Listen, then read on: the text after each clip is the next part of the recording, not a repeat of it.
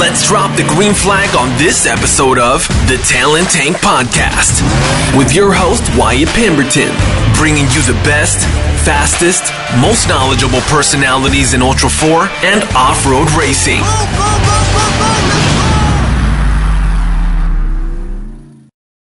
This episode brought to you by the Jesse Combs Foundation as a donation from the Talent Tank and the Pemberton family. All right, here we go. Welcome to the Talent Tank. We are T-minus like 7 days at this point from King of the Hammers opening, Hammers Week opening, going live. As you clicked on this episode, you saw we've got the man, literally the black hole of the universe, Dave Cole. We're here. Dave, you're live from the lake bed with me tonight. What's going on the lake bed, man? Yeah, I just moved into my new trailer. It's not even new. It's 8 years old, but I just bought it from a salvage yard. I've been renting motorhomes for the past, 14 years, so I figured it was time to have something that I didn't have to take my stuff out of. To step it up a notch. Well, yeah. For those guys tuning in that don't know who Dave Cole is, they live under a rock, but I've got to explain who he is anyway. Dave, you're the co-founder, King of the Hammers. You're former El Presidente of ULTRA4. We've got Ryan Thomas has replaced you in that capacity, correct? Yep. It's always good to hire your replacement and have them be smarter and better than you are. It's awesome. Definitely better looking. That's an easy get. Still chief of Hammerking Productions. I mean, Hammerking is the one who brings us King of the Hammers, the circus that is, and all the entertainment that is. And last but not least, you are a bender. You are a 10 bender. I am a 10 bender, yep. Through and through. Lifetime. And those old school bastards that are listening, Pirate 4x4, this is Jeep Recovery Team. That's right, JRT in the house. That's a long intro for you, man. I mean, big guy, big intro. I love it. Well, so what's going on the lake bed right now? Man, we are about 4 days into this, 5 days into it. So we have the fences up, and we've already got a couple of the Great Wall fences up, and the trenching's in, so the trailers are on power, and our Sean X box, our Memorial Sean Wilson Operations Center is up and running. So as far as race ops, there's the big tents already in place. JT's already confirmed the main first loop, so 78.5 miles for lap one. So things are going really, really well, killing it. Well, by the time this airs, you guys will be almost done. I mean, hopefully everyone listening to this is just about wrapping up their prep, just packing up their trailers, just packing their bags, checking in on their flights. And finish prepping before you get to the lake bed? I never ever figured that out. I don't know. Yeah, who is that? Who are those guys? I'm the guy that would fix his Birfields the next trip. I'd fix the broken stuff I broke from the previous trip when I came back to the lake bed the next time. That's about how it goes. And based on stories that Bender has told us about you, Rob Park, I believe all this. I broke a lot of things.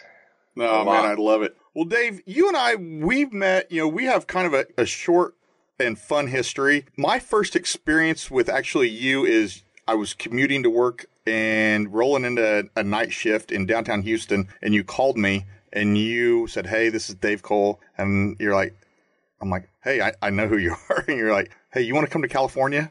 Hell yeah, I want to come to California. Let's do this. And we came out in 2009 and raced your event for the first time. That was really the first time. I don't really recall really meeting you or us having a personal time there, but I was pretty pumped to just be a part of it. Really, where we got to mesh and meet, and I found out really who you are, was 2009, Vegas to Reno, Wayne Israelson's shop. I fly in, Jeff Knoll drops me off at Wayne's. I think Jeff's standing there, and you pull up, and you get out, and you just kind of stomp over to me and just give me this huge bear hug. And you're like, "Dude, brother, you're here. Awesome." I'm like, well, in all fairness, I thought you were Doug Bigelow.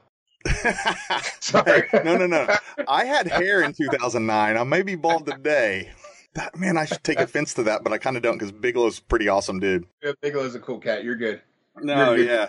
And then, raced your series for a while, hung out with you a while. I think we were in Kentucky at an event, and I asked a question from the cheap seats, like the back of the row, back of the stands, and you kind of looked at me like, "Who is that asking that question?" I'm like, "It's Wyatt." And you're like, "Oh, son of a bitch.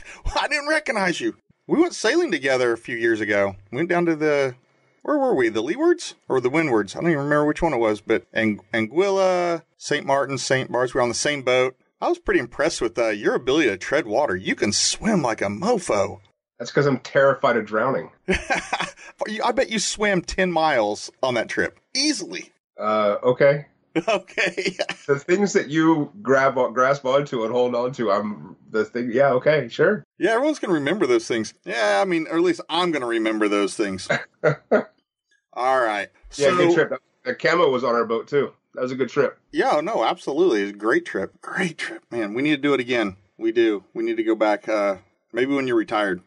Doug Jackson's ULTRA4 trip. That was awesome. I mean, they just went a few months ago, or no, beginning of December. Yeah, good stuff. So here we go. I heard you in the live show picking, who was going to win various classes. And, I always think that's funny to ask the promoter that, or to ask somebody like JT that. But you gave your son such a hard time. And Dave's son is Bailey Cole. He's a multi-class racer. And you looked over at him and you said, which class are you even racing, man? Like, what is it? Tell me real quick about which class do you think Bailey has the best chance at in a week?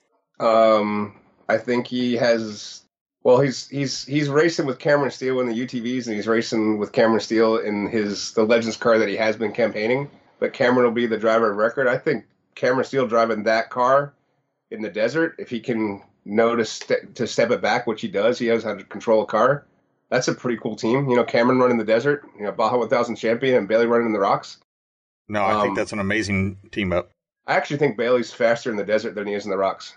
I tell him he needs to pick it up in the rocks. He doesn't carry the speed in the rocks like Eric Miller or Randy Slauson do. I mean, those are King of the Hammers champions. But if he wants to attain the goals that he has set for himself, then he's going to have to step it up in the rocks a little bit. So I like how honest you are about your son. I know how much you love him and how much he makes you proud. But I love the love of just the honesty where you can say, no, man, here's your faults. Work on them. Yeah.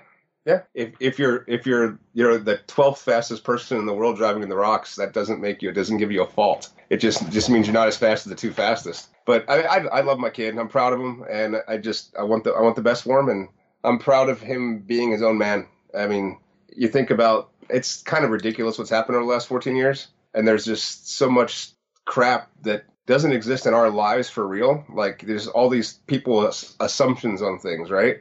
And people that don't know us and don't know him or don't know me, and they just stand back and make assumptions because they just assume things. And he's done all of it himself. I mean, I put him in a Toyota 4Runner, and I made him earn his keep and learn how to drive on his own. And he's turned out to be a great man, and I'm really proud of that. That's the thing I'm most proud of. He definitely knows the Hammers like the back of his hand. He grew up there all the time. How many weekends a year were you out there his entire life? Yeah. Probably 1,000 weekends at this point in his life he's been on the lake bed or in Johnson Valley. Yeah, I mean, this is our backyard. Between here and, I mean, that's how we started wheeling. That's why I started wheeling so much, is when myself and his mom got divorced when he was 2, and I was fortunate to have him every weekend as a single dad, and I wanted to do something fun.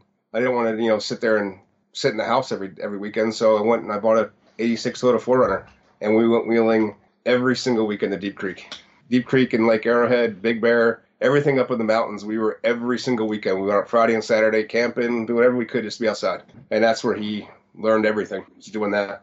So because next week is going to be so many photo opportunities, he's going to have a lot of interviews. He kind of needs to look his best. Are you going to get him to shave? That's his problem, man. I am not the guy. I'm not the personal appearance police guy, because if I was, I'd arrest myself. He looked homeless on the live show the other night from 4 Wheel Parts. He actually shaved before that. That's the crazy. No, I guess he shaved. We went to the Score Awards, and he shaved for that. You're right. He did look kind of ratty. He walked out, and I wasn't sure, if... Hey, at least he's wearing clothes that fit him. There you go. He's growing up, wiping his own butt and everything. Well, sometimes, yeah. Bailey, we love you, man. I'll have you on at some point for sure. But we're going to get your dad here first. Man, let's roll into this, man. Dave, you live in Southern California now. You've lived there for quite some time, but I know you're a New Jersey guy. I was all over the East Coast, actually. I mean, I went to 10 schools growing up, and I lived everywhere from Michigan to Virginia. I lived in West Virginia when I was a super young kid. I was born in Germany. My dad was a retired lieutenant colonel from the Army. So between that and the steel industry that he worked in, my parents getting divorced from each other a couple times and everything else, that I moved around a lot. But Jersey kept being the place we ended up back at. And that's where my grandparents were at. And so, yeah, from high school on, I was in Jersey. And then I started my career with GE, I ended up moving to California, and I've been here for 20 some odd years now, 21 years. What were you doing with GE when did they move you out there, or did you move out and get the job with GE? No, I was actually playing football in college, and I got a summer job at GE, and they asked me to stay on full time, and I just figured I was about ready to flunk myself out of college anyway. And I decided I'd go to school full time and work for GE, and that never happened. I never ended up graduating college. So I worked really hard with GE. I ended up being a middle manager guy, like an operations manager for mortgage services. I taught myself how to program some software, and I learned Six Sigma stuff, which no one knows anymore. I guess it's kind of still popular, but how to run a business, and at least from the operations standpoint, logistics. And I think that's what I've ever really been good at, is operational efficiencies and logistics and stuff like that. I'm pretty good at. So you kill it on multiple moving parts. I mean, millions of moving parts, actually. You're killing it on that logistics side. I know you've got some help these days, but back in the early years, the first 10 years of King of the Hammer, certainly not. And I was shocked to learn, knowing you and being around you, the times I've been around you, I would have never picked you to be like a computer spreadsheet type guy. And come to find out that you're pretty damn good with a spreadsheet. I love numbers. Numbers are facts. I like facts. I'm not very good at subjective gray stuff. I'm incredibly black and white, much to the chagrin or annoyance of everybody around me, because it's this way or it's that way. Nothing's in between. It doesn't really matter what's in between, because it's either that way or that way. That's confounding to a lot of people, I'm sure. We're each our own people, man. And the thing is, at this point in the game, the people that you're dealing with, they at least have about a 15-year track record with you. Yep. And know exactly what they're getting and how to handle that, how to handle themselves, and what to expect. They're not, if they're going to come complain to you, they're not going to get roses, right? Unless their complaint's accurate, then they'll get probably a pretty terse response, and then I'll go, oh, wait a minute, you're right. And then we'll figure out a way to make it right. That's it, and that's what's good about you. You have at least one brother, right? I have one brother and one sister, yes. You have a sister. I didn't know about your sister, but your brother's Chris. Brother's Chris. Tree was his nickname back from his friends, and Sheriff Tree was what he picked up out here. He's a rather large human being, yeah. Yes, he is a rather large human being. We had to ask for unknown facts. I'm the smallest guy in my dad's side of the family for 6 generations. I'm sorry. I'm 6'4", 310, and I'm small by a long shot. Wow. Yeah, your brother's he's a mountain of a man. Like, he's a mountain of a man. 6'8", 340-ish. Yeah, he's a pretty big dude. What year did he stop volunteering out with you? I'm the older brother. You can never beat up your dad, and you can never beat up your older brother. That's just the way it is. I don't know, man. Maybe in New Jersey. What year did your brother stop volunteering out there with King of the Hammers with you? It's been about 3 years now, 4 years, I guess, something like that. Yeah, the year after I was sick, so 2016, I guess, was his last year. He was a fixture on the lake bed. Yeah, I miss him. I miss him a great deal. He's just, work and family. He's got he's got some young step kids that he's raised at his own, and he's just, he's been a good dad, and he's working hard and doing his career thing. So that happens. We all go through those cycles. Well, Chris, we miss you, man. At least I miss you. We miss you on the lake bed. So you played football? Any other sports? I played pretty much everything. I played baseball and basketball. I tried wrestling. I was kind of sucked at wrestling. I was good at baseball until they started throwing really good curveballs, and I couldn't hit those, so I just focused on hitting people and playing football. I was pretty good at that. I can see how you would be good at that. Yeah, I'm a big puss, though. But, I was good at football. I was good at that. Played center and tight end and a little bit of defense tackle, and had some fun with it. I love the team sports. It's kind of like we have such a great team out here, and I really enjoy team sports. And I think that that's really important. It's kind of odd or ironic to me that what we do now, there's a whole, like, many people that do this tend not to gravitate to ball sports and team sports. You're a lot of outdoors people doing this, and that tends to be kind of a dividing line. You're like a team sport guy, or you're a hunter fisher guy. And there's a lot of hunter fisher doing what we do, but my background was team sports, and I think you learn a lot in life on how to work with people and everything else, and how to get along doing that. No, there is a significant line of demarcation between ball sport guys and motorsport guys. I don't get it either. Like, I love at Hammertown on the Sunday before, the Sunday that starts Hammers Week, you guys play the Super Bowl on the Jumbotron. That's awesome. It's better when the Eagles are winning, but yeah. The Eagles were in the playoffs. They were in the playoffs this year. No, I know they were, but they weren't going anywhere.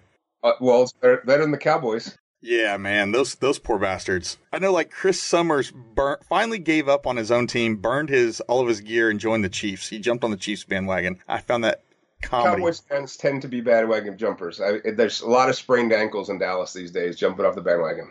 You just bulldozed the entire tribe contingent. Like, there's 40 Literally, of them. I could hear the emails coming in. Cancel my entry. Cancel my entry. Cancel my entry. Hey, I'm right there. I'm right there with you. But going in there after, we had a little discussion about sports, a little bit about your teams. I know where we crossed the line from ball sports to motorsports for you is F1. And you and I have talked about this in the past. You're a massive F1 fan. IndyCar. I like IndyCar. And I've been to the Indy 500 like 13 times. Okay, then I'm not insane. I'm sitting there thinking that you don't like road racing at this point. And no, it was IndyCar, not F1. I'm sorry, they are different. I kind of lumped them together. We had this discussion. Substantially different, yeah.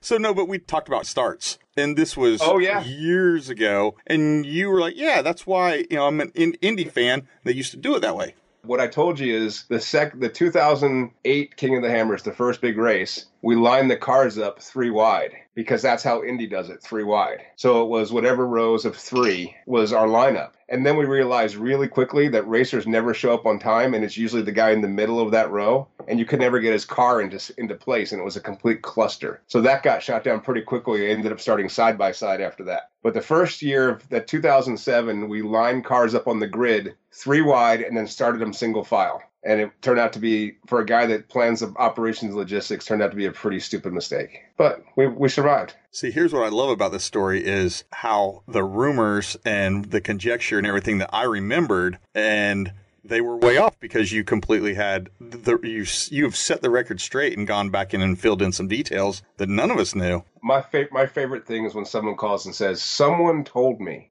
Usually someone's an idiot. By definition, whoever the guy someone is an idiot. For sure. Always. Yeah. So anyway, and JT is actually heckling me right now. And another misnomer, I never mooned anybody at the start of the OG race. That was not me. I've never heard that rumor, but I'm going to spread it anyway at this point. There was 5 spectators from the OG King of the Hammers race. One of them was from Washington, and he mooned the starting group. I waved the green flag, and I brought the beer. There you go. I also cheated. I cheated I helped JT cheat in the very first race because there was no outside assistance rule, so it wasn't really cheating. But he broke his Heim joint, and he went back to my trailer and got a Heim joint from my trailer and fixed his car. So all this time JT talks about finishing the OG race, he wouldn't have done it without parts from a Toyota. Just facts. He finished 5th. Yeah, sure. He finished. Absolutely. There's nobody on this planet that I would rather go in the dirt with than JT Taylor. My absolute favorite thing is to go in the dirt and go do stupid adventures. So he never says no to those, or he's the one asking you to do it, and you're the one who kind of sometimes have to tell him no. I don't know that's ever happened once. Have I ever said no? No. See, and that's the difference between me and JT. Like, I'm like, no, JT, I'm not going with you. I won't come back alive. But I'll tell you what, most of the adventures are lifetime adventures. Very, very few times have I ended up, choking out on a dry turkey sandwich in Croatia. Just once. And just for the record, JT is in the trailer with Dave. Dave's just not having random conversations about JT without JT is actually sitting there. I do that as well. It's kind of awkward, but right now JT is with us, so it makes it more fun. Sorry. So going to Indy 500, the 13 times that you went, tell me about how that set the hook on you on motorsports. I just love the competition, and back then it was still drivers driving. Rick Mears, to me, was the best driver of all time, and it was the reason I thought he was awesome was because he knew his car, and he knew how to make his car faster, and he would actively engage his crew to say, this is how my car needs to be faster, and that's why he won so many races. And I also learned, actually, from Rick Mears as a young kid, this is crazy, but I learned a couple things. One, and this is something I still struggle with today. It's kind of one of the things that I still am trying to be better at. But when people know you or think they know you, then your impact on them from the basic hello conversation or when they walk by you at a campfire is magnified 100-fold than someone that's just a stranger. If someone thinks they know you or thinks that they know who you are or they're expecting to see you or and if you blow them off on a simple walk by the fire and someone says, "Hey, Dave, if I don't engage that conversation in a way that's going to fulfill what they're looking for," and inevitably that same guy's going to go back 3 years from now and going to hear, "You were an asshole next to me at the fire." And it's like, Okay, well, I had, 17 cars upside down on a jackhammer, and County Fire was getting ready to close down the event, and I had secret agents from BLM here, and people don't know what's going on, but if I don't hit it, you kind of screw the pooch. And that's important. I need to be better at that. But Rick Mears, when I was a kid, I met Rick Mears at the Indy 500 in Gasoline Alley because my dad was a volunteer at the Indy track, so we got to go in Gasoline Alley. I met Rick Mears after he'd already won 3 Indy 500s. He sat and talked to me for 20 minutes, just some 13-year-old podunk kid that knew nothing about anything. And he talked to me for 20 minutes. Cool, awesome, life experience. 3 months later, I went to the Michigan 500 because I was a lucky kid that got to go some cool races. Walking through the pits, and Rick Mears stops and says, "Hey, Dave, what's going on?" To me, a 13-year-old kid that he met 3 months earlier at the Indy 500. To me, that was remarkable that someone that amazing, that world-renowned, that everything, could remember that stuff, took the time to engage a kid again. So I try to, I kind of fail a lot at it, but I try to emulate that or try to want to carry that over and, I don't know, be appreciative of everything that goes on and the personal relationships you make. I think it's cool. So got way deeper than Indy cars are cool, but. Well, I think just the striving to accomplish that is monumental. Yeah. So anyways, yeah, Indy cars are cool, though. Watching Danny Sullivan spin and win, and I like Danny and guys. I liked Jose Lee Garza. I liked guys that no one else liked, but I also liked Rick Mears. Rick Mears was badass. I have two things. If two things happen, that I will literally walk off the lake bed and not come back. If Rick Mears is the Grand Marshal and Foo Fighters play as the band, then I'm done. I have nothing left to do here, and I can just go. So we need to get Rick Mears and Dave Grohl, Yeah, if you literally, all the people that want me to get out of this sport, all you got to have Dave Grohl show up and play Everlong acoustic on the lake bed, and Rick Mears to come and wave the green flag, and literally you'll never see me again. I will disappear tomorrow. There's your formula. We're going to talk about your future plans here in a little bit. I don't think that's going to happen anytime soon, but maybe not. Rick Mears is. You might be surprised. Yeah, right. I've actually turned out to be. I've drank several beers with Roger Mears at this point, so I'm one step closer. Yeah, we're getting there. Moving on. What year did you move to SoCal? 99. That's awesome. And you moved there with GE and worked your way up through. Yeah, I worked my way up when I was in Jersey. I flew out to California, and I told my boss that I was going to move to California. He's like, "Dude, you make $27,000 a year, and that's never going to happen." And he's like, "You're never going to be able to sell your house. You're never going to go." I'm like, "You're going to buy my house, and you're going to move me to California, and everything's going to be fine." And he's like, "That's never going to happen." And 18 months later, they bought my house and moved me to California, and I was an operations manager for GE. And I bought a house in Lake Arrowhead for $110,000, and that's what I did. And now it's worth $6 billion? No, I sold that house for like 130 because I sold it in the middle of another recession. I bought it in a recession. I sold it in the next recession. I'm awesome that way. I do really cool stuff, but managing money is not one of them. Did you ever kind of line this out? And my questioning, so I kind of prepped you for this, but my question is around, have you always had the entrepreneurial spirit that you wanted to be running your own show, running your own business, and kind of in the catbird seat on this and controlling your destiny? Or were you just, this happened, it got viral, it took off, and you were excited that it did, but you've grown into those shoes? Which one were you, or was it a combo of both? Probably much more the latter. I never occurred to me to own my own business. It never occurred to me that I'd ever have that wherewithal or that ability to do that. And I still enjoy working as a team and working within a team. So the people that we build to surround ourselves with here, it's not just by happenstance. It's people that want to be part of that bigger effort. Yeah, I never wanted to be like that solo guy doing it. I actually miss having a partner. I actually miss Jeff being my partner from back in the day because it's good to have someone to sound stuff off of. I don't need to be the guy. I don't take any really good pleasure about being the guy. It's just someone had to do it, so I did it. There's extreme highs, extreme lows from being your own business owner. But man, I'm telling you, looking back, I'm sure you can see the highs and lows, but from the outside looking in, man, it just looks like the trajectory of King of the Hammers all the way from 2007 to now has been pegged at straight up and just keeps climbing. Every year, you guys continue to outdo yourselves on every aspect of the experience. I think it's pretty simple. I have a completely unrealistic fear of failure, and I have no ability to say no to stupid ideas. So I will literally, it's like I'm terrified to fail, terrified of it. So I go 1 billion miles an hour, work my ass off to never fail. And then when it's like, hey, there's a chance that we could light up the entire desert and make a hotspot of the entire desert to make live cars and live coverage in every camera. It's $62,000, but it's never been done before, so I'm not sure if it worked. Okay, go. That's stupid. Ryan's sitting on the other side of the table here going, God, I need to get this guy to shut up and stop writing checks. And the reality of it is that's what I do. I screw up. We've probably spent, Travis Walters here as well. Everybody's kind of heckling me on this one. They're not heckling. They're just looking at me like, yeah, whatever. But we've probably spent $1 million trying to make a cool live show over the years that's not even including labor. That's just buying the newest, latest, and greatest, or even the most stupidest technology, trying to figure out how to make it work. And some of it's stuck and some of it hasn't. And trying to make it work in the middle of the desert with nothing. Yeah, hopes and dreams.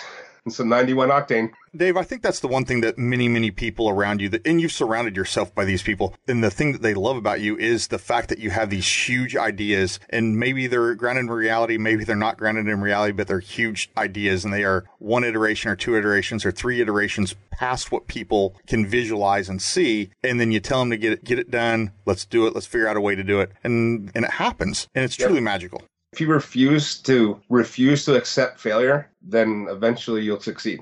So JT's in the room. So and anyone that listened to his podcast can back this up. JT said to me, when Dave calls you and he says, hey, I've got an idea, I hang up on him. An idea, he doesn't hang up. When I say, hey, I got a dumb idea. When I say, hey, I got a dumb idea, usually they change their numbers. They don't even hang up anymore. They just change the numbers and I don't ever hear from them again. So, but yeah, Wayne Israelson, JT, Camo. I think you've even gotten some of those calls. So yeah. And I'm very grateful for all those calls because they've always turned into something that has been, for lack of better words, I'm gonna kill this word because it's so good, but magical. I mean, we've literally been able to be so successful with everything that has came out of that noggin of yours and entertained and left our marks on society. I really think it's awesome. The one thing that I love about you and discussing failure and discussing how you handle failure is because I swear, every time I've been around anyone that talks about their mistakes and talks about their failures and is open about them, they are the most successful ones because they've embraced them and spun them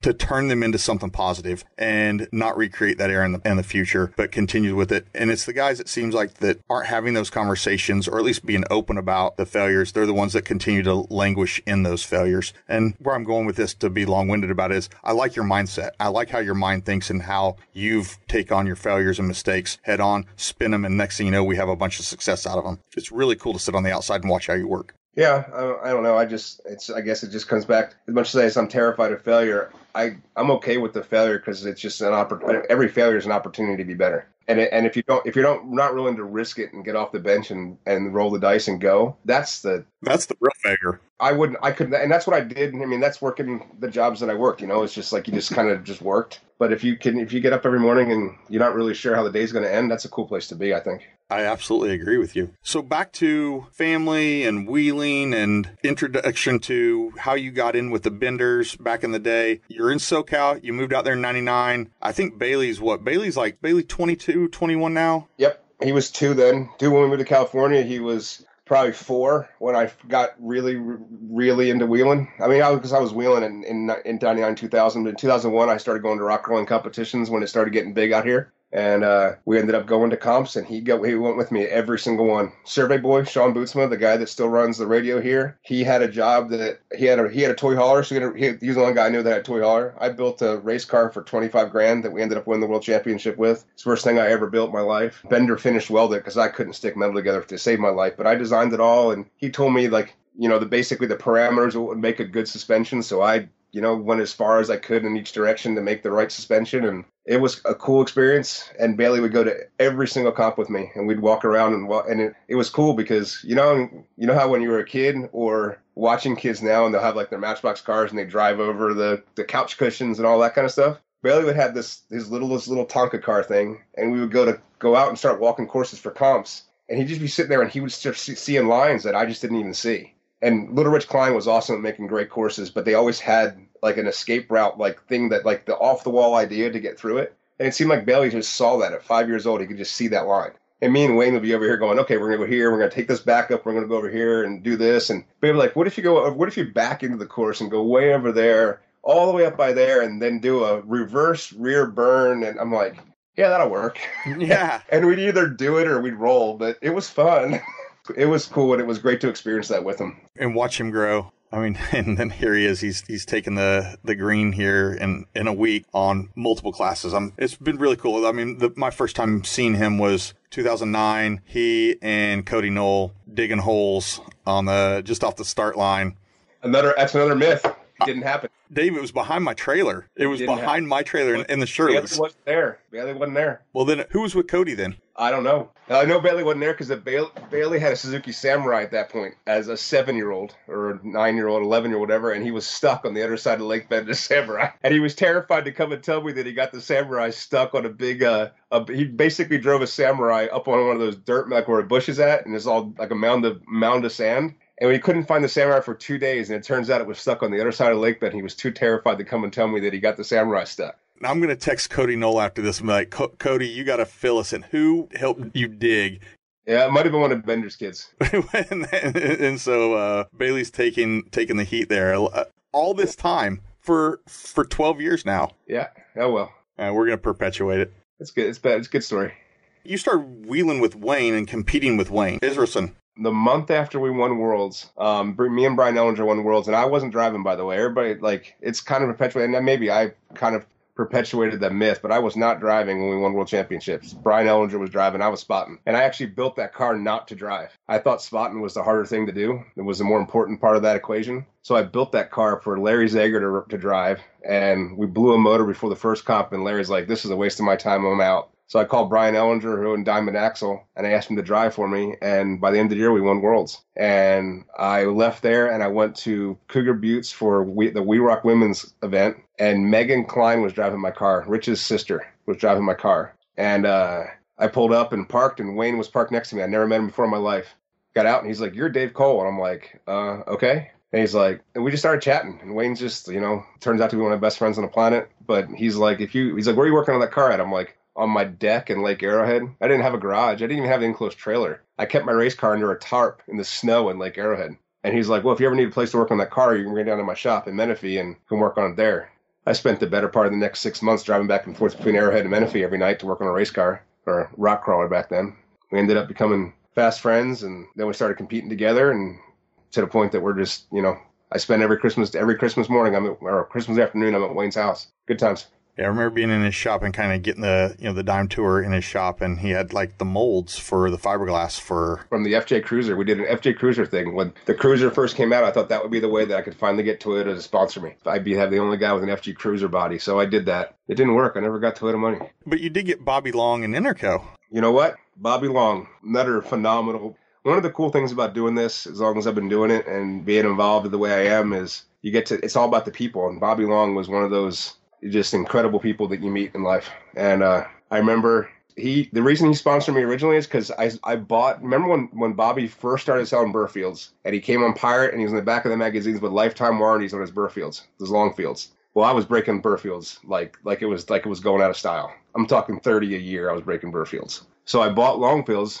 and started breaking long fields. And about 6 or 7 replacements in, Bobby basically told me, I'm not replacing your Birfields or your Longfields anymore. Yeah, he didn't know me. I was just a guy. I wasn't a Tim Bender yet. I was just a guy breaking crap. And Bobby's like, I'm not replacing your Birfields. So I went on Pirate. I'm like, F Bobby Long, F this lifetime warranty. This is crap. You're going to sell a lifetime warranty. You should back your lifetime warranty. And I didn't care. I just let him have it. I was nobody. I was a guy wheeling. Well, Bobby knew John James. He's a Tim Bender. He knew that me and John were friends. So he called John James. He's like, make that kid Dave. Make that guy Dave. Just shut up. He's messing up my business. Blah blah blah blah. And John's like, Bobby, if you want him to shut up, you better put a good product in this car and stop. Don't jack him around. And he's not saying anything wrong. So Bobby developed the 30 spline, the 30 spline Burf, and he sent me the first one, and he asked me to run it, and I couldn't break it.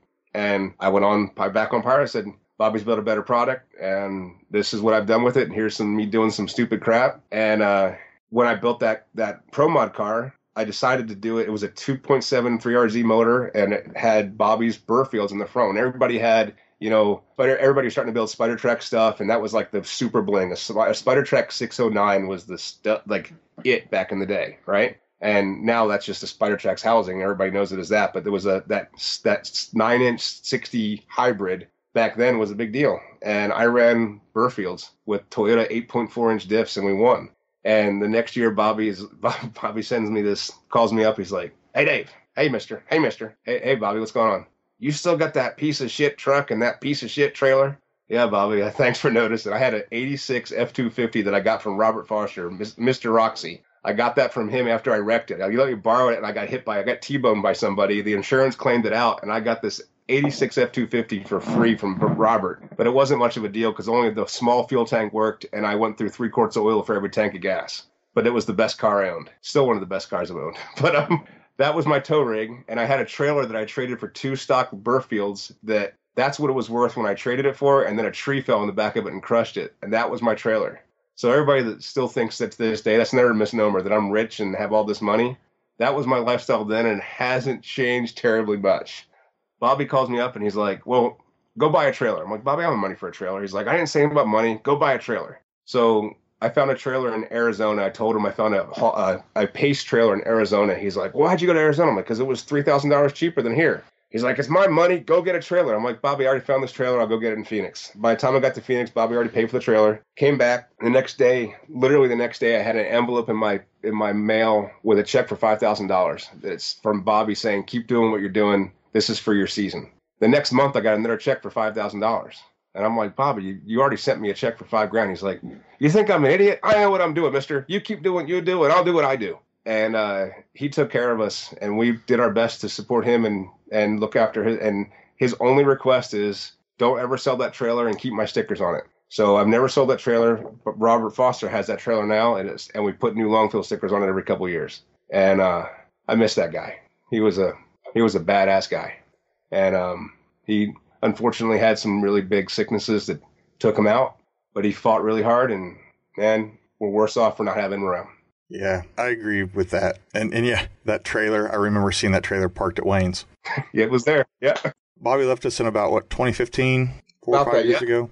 Tina still comes down every year, King of the Hammers, and makes blankets for the volunteers and bakes us or cooks us chili. And she calls me up every 3 or 4 months. It's good to hear her voice. And yeah, she used to send Lujan, who was my wife at the time, she would send her gift cards on her birthday and Christmas to Applebees. For some reason, she figured Lujan liked Applebees. Like in one of those, sure, I like Applebees. Well, it turned out that Tina thought it was her favorite restaurant. So she would send her $50 gift cards just saying, I'm sure he's in the shop and doesn't take you out anymore, so make him take you out for dinner. And she would so she would still send those gift cards. And just good peoples, just really good peoples.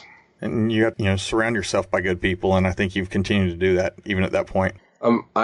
If I was actually talking to somebody else about doing this show, and I think I was with Travis Brake and Derek Baker the other night, and I was doing the questionnaire for the show, and I'm not going to die rich, but I'm going to die with a lifetime of memories surrounded by some of the best people on the planet. That's all I'll ever need. I think you have to adjust your definition of rich. It's not money.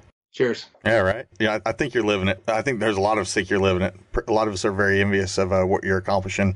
You're on the lake bed right now. We're all waking up tomorrow and going to work. Yeah, but you're going to all be here pretty soon, which is pretty damn cool. It is pretty cool. I'm with you. So outside of Bobby Long, though, tell us the Interco story. How did you get them to the table to start pushing behind you? Another dumb story. I go to Off-Road Impact before Off-Road Expo was a thing. Off-Road Impact was a thing in Las Vegas. So I went to Off-Road Impact, and there was a lady named Allie, and I'll forget Allie's last name, Allie LeBlanc. Boo LeBlanc was the operations guy, and Allie was the marketing director for Interco. They worked for David Guidry, who was the owner of Interco. Camo, everybody knows Camo. Camo was with me. We were walking around, and he's like, I'm going to introduce you to Allie LeBlanc. So we met Allie, and I needed 37-inch tires to compete on. And they had the MRTs. The MRTs, because MTRs were the Goodyears. So MRTs were the Trexus MRTs. They make 20 tires in a shot in their press, and they make M&H drag tires as well. And they screwed up, and they filled the vat or the press machine with drag race compound and made 20 37-inch Trexus MRTs by accident, completely by accident. And they had nothing. They didn't know what to do with it. I'm like, well, let me run those things, and we'll find out what we can do with them. And they were so soft. They were like pencil erasers. And I learned a little bit about tires over the years. And, BFGs were remarkable because they didn't provide a rebound. Like when you hit a rock, they didn't rebound off the rock. And the MRTs weren't very good at that. They were kind of like a bouncy ball, but there was nothing stickier than those tires. And when we were on a concrete course like Worlds was that year, you couldn't beat them. I mean, like literally everything they touched, you had instant traction. So yeah, we were the first sponsored Interco rock crawler. And in the process of doing that, I convinced David Guidry that we should, this is another one of those failed entrepreneurial moments, right? Everybody wanted, remember back in the pirate days, everybody wanted a sticky SX or a sticky IROC. And they kept talking about it. And so I went to David Guidry and I said, how much will it cost? How many tires do you have to make to run a private run? And he's like, well, you need to buy 500 tires. And I had no money, but this is exactly like everything else. I had no money at all. Go ahead and make them. He's like, what? I'm like, make them. I want 500 tires. Well, that's going to be, and it was like $20,000 or whatever it is, right? And $20,000 is like literally half my income at that point. And I'm like, I don't care. Make it. I got it. And so, I'm doing the math wrong. Is that $200,000? Whatever it was a big number. Bottom line is, I had no way to pay for it, but I knew that I could sell them. And we got all the way through the process of him ordering it. And then David Guidry calls me and was like, you sure you can sell these 500 tires? I'm like, I'm positive I can sell them. I could sell 800 tomorrow. And he's like, well, then I'm going to make them and I'll sell them myself. I'm like, and I got asked out of my own idea. And it was okay. I mean, in the end, I wouldn't have been able to. I really can't sell anything. I pretty much suck at selling. I would have given all the tires away because that's what I do. And I would have lost all the money. But they were a cool tire, and they're still being made, and the Guidrys are really cool, and it was a pleasure working with them. I remember our first contract with King of the Hammers when Jeff was my partner. The first contract we ever had was BF Goodrich. They were our official tire. And in the contract, it explicitly said that I had to wear a BF Goodrich hat for the week of the event, but the other 51 weeks a year, I could wear an Interco hat. And that was written in the contract. That's comedy. You mentioned Jeff a couple times, and we're talking about Jeff Knoll. Jeff and you met somewhere around this era, when you were working at Wayne's shop, prepping your... It was before that, just before that. It was a weird story, is that I wrote a software program for Jeff's stepmom to manage her janitorial supply business in Lake Arrowhead. Completely one-off. Like I had gotten fired from my job with GM after the job with GE because I told the vice president he was a crook. Turns out he was a crook, but you still can't tell him that. And so I was unemployed, and I was basically hawking computer programs that I would develop just right in Microsoft Access in Lake Arrowhead to try to help people and try to pay the bills. I wrote this, tracking toilet paper rolls for Noe Knoll, Jeff's stepmom. He was doing CRCA and he wanted a computer program built. And she said, you should talk to this guy, Dave. He's on that pirate 4x4 like you are, and you guys should find each other. So he called me up and asked me to write a computer program. And another thing I couldn't do. I wasn't smart enough. So I had to have dinner with him and tell him that I couldn't do it. That here's the problems that I see, and maybe you find somebody better than me, but I can't do it for you.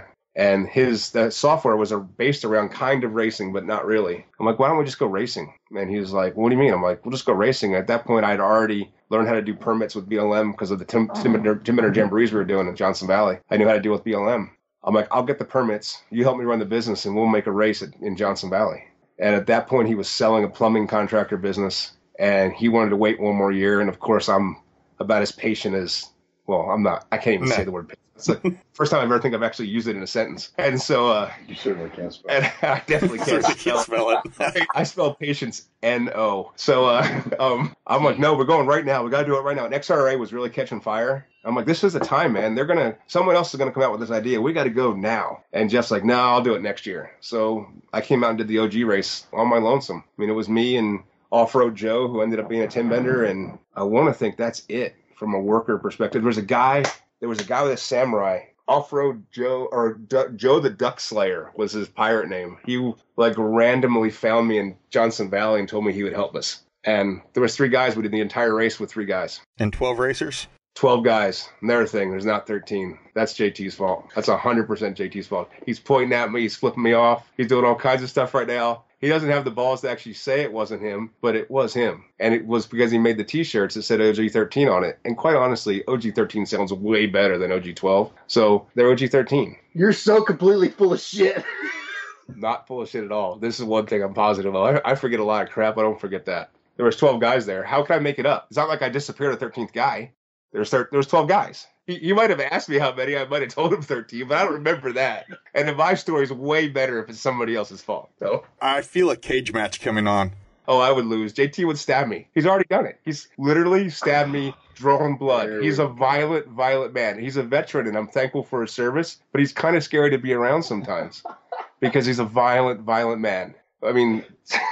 I'm having a hard time containing my laughter here because I know I'll have to edit it out because it's so bad. Oh, JT. This is fun that you guys are in the same room together. It's very rare that if we're in the dirt, we're usually in the same room together. It's a good place to be. And now a word from our sponsor, the Jesse Combs Foundation.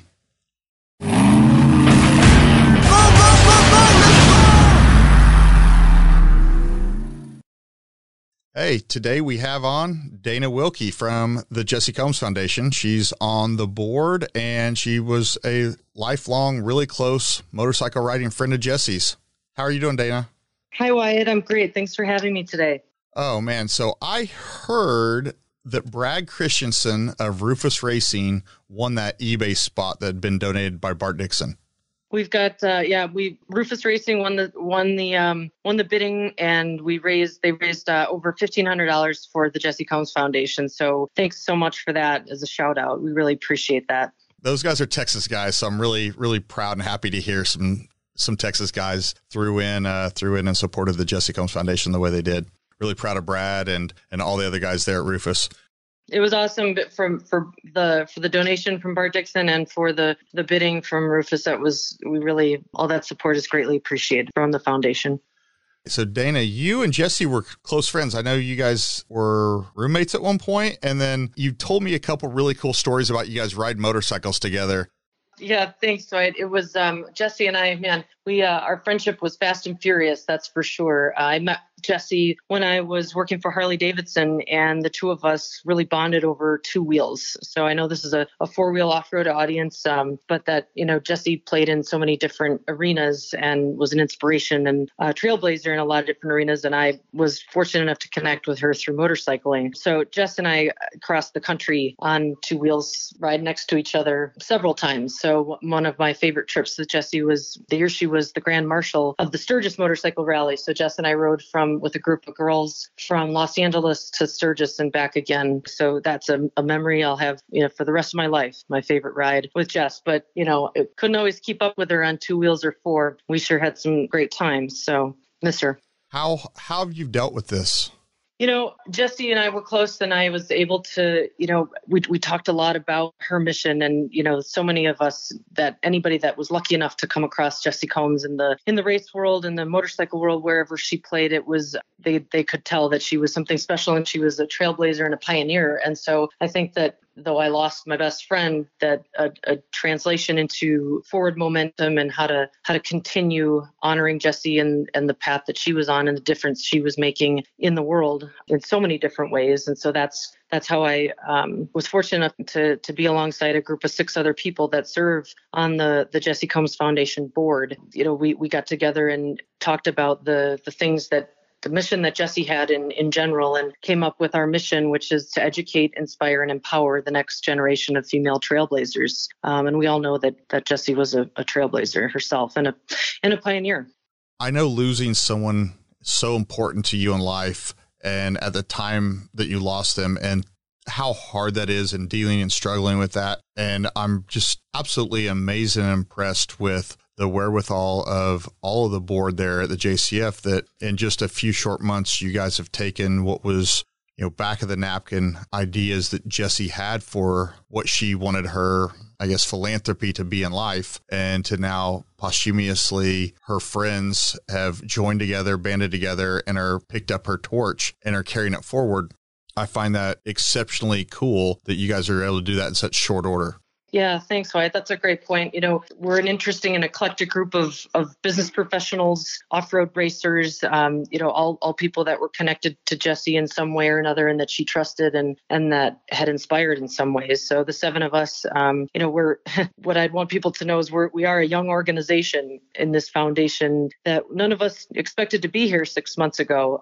So that was, we've shifted. It's been a learning process, but we're all rooted in our mission and what we hope Jessie would have wanted. And so we're rooted in our mission. We have our strategy. We've got our forward momentum, but again, we are a young organization. And so what I'd like the audience to know is to keep an eye on us as we grow. And we've got the support of Jessie's family behind us, all of her communities that she was connected with, whether that be off-road racing or motorcycling or the trades and her metal fabrication. So many different arenas she played in. It honestly, the more I learn. But yeah, so we're young, we're rooted in carrying her mission forward. So keep an eye on us. And really, our King of the Hammers presence is an example of that. So we want everybody to stop by and see us. We're gaining awareness right now. So we'll have a booth on Lake Bed. Foundation booth is located on Amsel Avenue at the corner of Amsel Ave and Warren Way, kind of behind the Fox Shocks booth area. We'll be there with Jesse Combs Foundation merchandise, and that's also where you would sign up for the race-a-thon. I know, Wyatt, you've covered that in past podcasts. That's where you can stop by and see us and learn more and sign up. Oh, Dana, yes. I love that you guys have a booth down there. It's going to be really cool. You kind of touched on a little bit about how new the organization is, how young you are. I started down that path, and I know things haven't solidified or cemented yet as far as what you guys are going to do with proceeds of donations and where you're focused. But some of the stuff I've seen you guys focused on and helping and empowering young ladies into the trades or into scholarships, I'm really excited to follow along with that and see where those shape up, because the stuff that I have heard has just been absolutely banging out of the park. Amazing. So you've got me. I'm going to be listening. Awesome. Yeah, because again, back to those three pillars, you'll see us in those three different areas of educate, inspire, and empower. And so for, empowering the next generation via grants to females in the trades, you'll also see us partnering with other female groups and organizations that Jessie supported herself. So there's a group of all-female motorcyclists called Babes Ride Out that you guys may or may not have heard of if you're familiar in that space. Jessie was a pioneer and an inspiration in the motorcycle world and brought all that to Babes Ride Out events twice a year. So you'll see it working with those women to kind of continue her mission and building the next generation of female motorcyclists. Well, awesome, Dana. Thank you for coming on. Thank you for joining me. Everybody, swing by the Jesse Combs Foundation booth there off Warren Way and Amsoil. Appreciate it. We'll see you guys on the lake bed. Thanks, Wyatt. Now to return to the previously scheduled program with Dave Cole.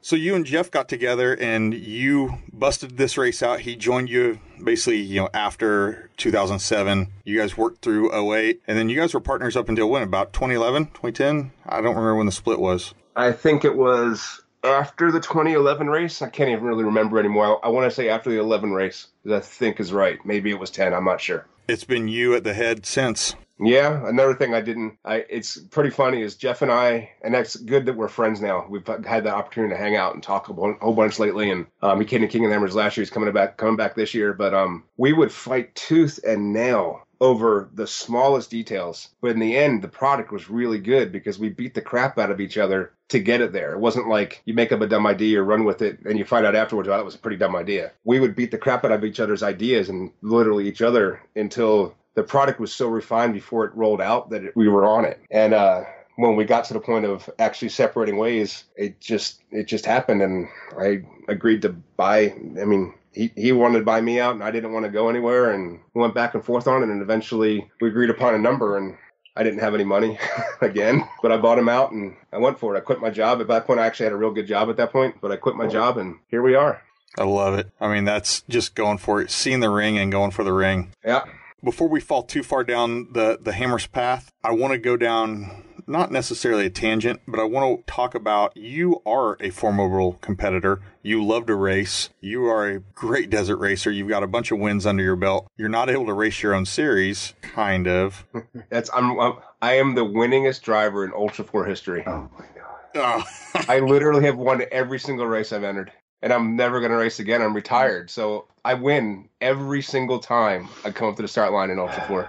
I can hear JT's head exploding right now. I can hear it. It sucks is that there's going to be people out there that are listening to this that don't know me. They're like, what a conceited bastard. I'm saying this for JT. But yes, no, I love racing. I have been very fortunate to have opportunities to go racing. I have found success at times. I've wrecked a lot of cars. I've blown up a lot of stuff, but thanks to JT, I got to go play at Pikes Peak. That was a life experience. I've won a couple races in NORA. I just got done winning the Baja 1000, and I think harder than winning the Baja 1000 in a smaller class, coming in third in the 500 in a spec truck is probably the best accomplishment I've ever done as far as proving that I'm not just a fluke. In Pat Sims's truck, I had a wonderful opportunity to race with Pat Sims, who's a great guy. At WFO Racing out of New Mexico. WFO Racing. Yep. So, you know, I don't know, it's fun. I just enjoy competing. It goes back to the same kind of camaraderie, right? You're racing against guys and girls, and you're out there just doing it and laying it all out there. And I mean, almost everybody that's probably listening to this probably feels the same way about racing. It's just a pretty incredible experience. So if at the end of the day I only get to go do that, and I get to do that because I do this, I'll keep doing this so I can go do that. So you did just win the 1,000 in one of the Jeep Gladiators. I did, yes. How fun was that? It's the adventure. I mean, I wish that we could find more ways to provide that to our patrons, our clients, our racers, that adventure. I guess King of the Hammers probably does it, but not as much as Baja is. I mean, Baja's like, it's mythical and legendary and wonderful and incredible and dangerous and awesome and everything at once. And tacos. Lots of tacos. And tacos. Hey, we're going to have tacos this year, so that's good. So you said to me, well, I called you and you said to me, this is Thal, and you said, hey, so if I win the mill, can I be on your show? And I said, I mean, earn it, right? I said, yeah, go win it and let's talk. I was going to did it just for you. I dedicate that victory to Wyatt. I mean, Wyatt Pemberton. JT, can you go get him a bigger shovel to shovel the shit he's throwing over here? The little shovel is just not doing it. My head's still above the pile. No, that was an outstanding win, and you called it. You're like Babe Ruth. You called the victory, and you went down and you made it happen. We worked our butt off. That was another team effort. It's a great team, built a great car. I got to race that with a guy that never raced before, Doug Seward, and it's crazy experience. He's the guy that ends up being the regional director for Habit Burger. So now we're going to have Habit Burger on the lake bed this year. So we're going to have pretty awesome food and everything. But I also got to race with the kid. I gave Bailey the crappiest segment. Get in the car in San Matias at 2 o'clock in the morning and deliver it in San Felipe at 7 o'clock in the morning. Good luck. Have fun. And he did it. I mean, it was a couple hours late, but he did the whole thing with no steering, and he delivered the car, and I did my part, and everybody did their jobs. We had a wonderful team, and we won. And now he's 21 years old, 22 years old, and has a Baja championship to his resume. Yep. Yeah, that's pretty solid. Jumping back to Pat Sims, that crazy cowboy, he's nuts. I love him. He runs around Texas enough. I ran into him in some just random gas stations in West Texas. There's Pat Sims. He pops up many places. You raced with him in his spec truck. Yep. And I know something happened to you. You got injured. You got hurt. I've recovered. Turns out I've recovered from it. But yes, Texas Jesus was my co-driver, and we got buckled in. It's the first time I raced in Pat's car, and it might have been the first time I ever drove Pat's car was at the start line of the 500. I can't remember if I had any time. I didn't have a JT shake. I had never been in the car before, and I'm at the start line. Pat asked me to start the race, so I'm starting the 500. We started 19th off the line, 20th off the line. And I'm sitting at the start line, and I go to tighten down the belts for the first time. And it's like, you're ready to go. I'm like, oh, crap. And it didn't feel great. Like the belts were not adjusted appropriately. Specifically, the sub belt was a little tight in my nether regions. But we were at the start line, and it was time to go. And everything was okay till we hit the first whoop, and I kind of slid forward in the seat, and I realized that one of my boys was on one side of the sub belt, and the other was on the other side of the sub belt. and it was really uncomfortable, and it hurt worse when I hit the brakes, which is a good thing because I don't really hit the brakes very often. But unless your tush is on fire. But yeah, it was a bad experience, and I didn't really fit in the car, obviously, because the belts didn't fit me either, and so my legs were all cramped up, and my testicles are not happy, but we went from 20th starting position. We were in third by race mile 110 on course, third on course. And we got fortunate in some silt beds. We did a lot of pre-running. I love the pre-running. I love pre-running. I love figuring out where you're going to get it on people. And we knew where the spot was, and we got it on people, including Brian Trotter. I hope you're listening, Trotter, but I passed you there in that silt bed. Just want to say that again. I couldn't stop. I mean, we were racing. You don't stop. It doesn't make a difference what your uncomfort level is. But between my legs being cramped up and not fitting in the seat right and everything being wrong, by the time I got out of the car, I couldn't stand up. I mean, like they literally pulled me out of the car, dropped me on the ground, did the whole pit stop, and drove away, and I'm still laying on the ground, like full on fetal position. trying to tell them what I was experiencing in the car, but I'm like barely even getting audible sounds out of my mouth. It was bad. But I gave Pat the car in third place. He delivered to the finish line in third place, and we got ourselves a trophy. And that was pretty cool. How long until you walked right again? Well, it was a few days. You know, maybe I had to do some intensive physical therapy, but that's a completely different show that shouldn't talk about here. But yeah. Solo therapy. Or did JT help? No, that's doing it wrong. First, go ahead. Next. Oh man, I do like your race resume. You've had the opportunity to really knock out some pretty badass races. But here at Nationals, you raced in one of your own races in one of your own classes. How was that? That was cool. That was a truly last minute deal. Dustin Friesen called me up and said he can't. Actually, he called my kid and wanted my kid to race. And Bailey actually thought of me and said, you know, this is if you ever thought about it, this is your opportunity because I can fit in Dustin's car. I don't fit in a lot of cars. I can fit in Dustin's car, and it's a good car. And so I called JT and asked him what he thought about it. And he actually had some reservations. So I called every single person in the class and just asked them straight up, are you going to have a problem if I do this? And they were all super cool about it. And I thought, this is it. I mean, there's 14, 15 cars in the class. I wasn't going to be truly upsetting the apple cart too much. I didn't think I'd be that competitive. I thought I could go be on the course and have fun. And I ended up being incredibly sick that weekend, like full on pneumonia. And I didn't even make the prelims. I couldn't make it. And since I was a substitute driver, they couldn't have a second substitute driver for the first substitute driver. So no one ran the prelims. So I had to start from the back of the pack. And I just, I went out there and I got fortunate. A couple guys that, should have been winning that race had some bad breaks. And I tried to keep it together for the first couple of laps. And all of a sudden I found ourselves in the lead and it just kind of went with it. Cool. And hung with it. That was very cool. So one entry, one win, one and done. Yeah. And retired. 100% podium rate. You will never see me in a 4,400 race again, or in an ULTRA4 race again. That sounds like a challenge. I don't think so. I think by the time that I'm out of running the business, the only race I'd ever race in is King of the Hammers.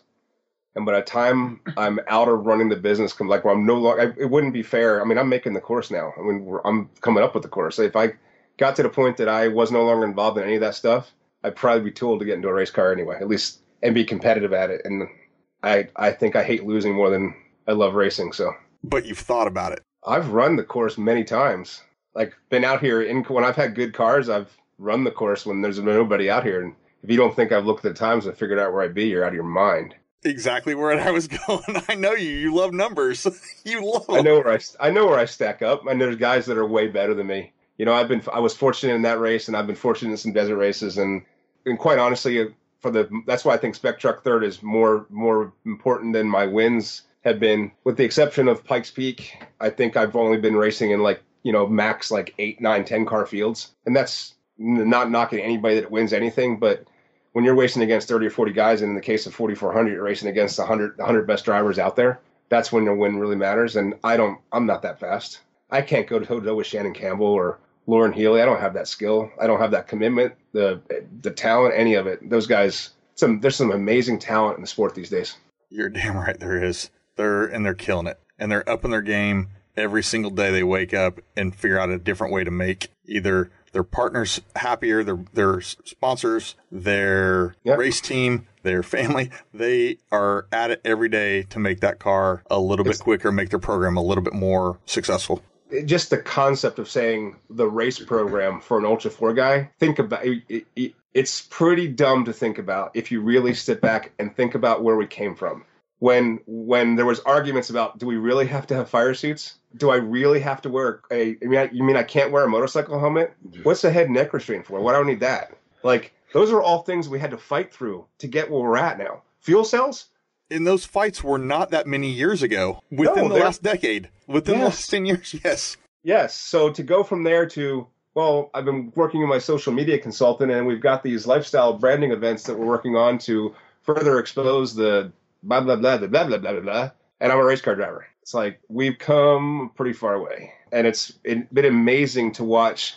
It's been amazing to watch the drivers embrace those opportunities, and understand the ramifications of all those efforts aside from just pressing the go pedal.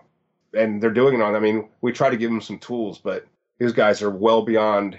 It's cool. It's awesome to see. And at the same time, it's still all families. It's still all people just hanging out and doing it because they love it. It's just guys that are trying to leverage what they do and try to get a few bucks for it. Yeah, and if you talk to any of these guys that have, that I've had on this show, like Jason Shearer last week, he's still a family guy. Just right down to it. Lauren Healy's still just ultimate family guy. Miller's got a new baby he brings to every single race. I mean, just these front runners. Yep. It is impressive. But yeah, like you said, media branding and where this sport has gone in such short order has just been nothing short of remarkable. But that said, the ULTRA4 King of the Hammers, Hammerking brand, you've taken that thing global. Yeah.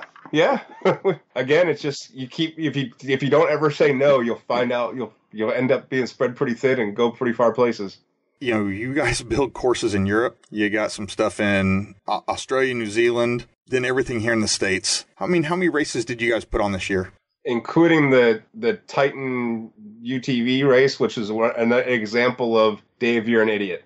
And I love Titan and I love the UTV guys. Neither one of those are the problem. It was just, and I think it's, you can segue this into 3 different conversations, but this is one of the reasons why I hired Ryan was because I kept coming up with stupid ideas and I would foist my stupid ideas on my unwilling accomplices and say, go figure it out. And you end up, you end up burning out of Jeremy Dickinson, unfortunately, and you end up putting JT in a self-induced coma called Jack Daniels, and you do dumb things that you don't realize. You don't think, you just keep trying to go forward, and you don't realize you're blowing. The valves are already floating, and you're almost out of fuel, and you're on red line. And I don't look at the gauges enough.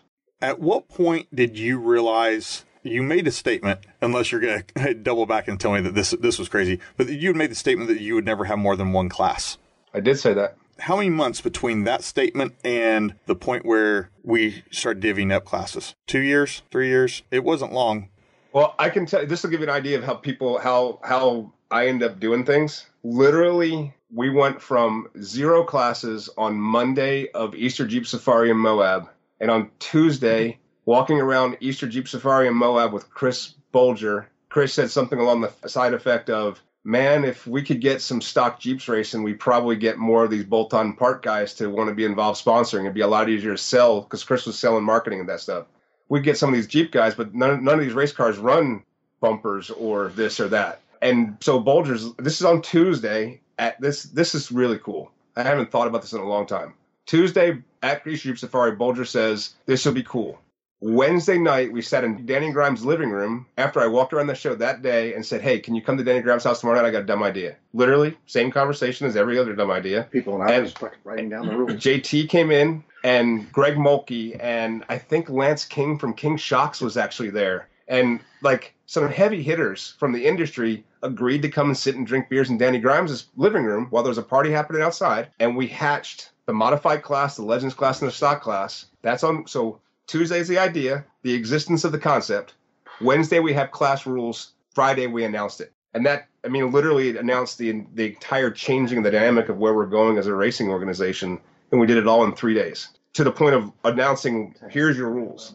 So we tend to move really fast. And once we decide to go a given direction, we go really fast that direction. I like to use this phrase, inflection point. And that was a massive inflection point in the success of the series and the success of Hammerking and the success of this event.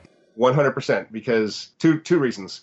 Everything that we hoped it to be, right? It was the stock class and modified have attracted OEM sponsors. They've attracted more industry sponsors that make those parts. We've been able to get more people involved at a lower price point without having the fear of risk or the fear of I can't hang with Lauren Healy or Eric Miller or those guys, but I can go do this, and this is more my speed.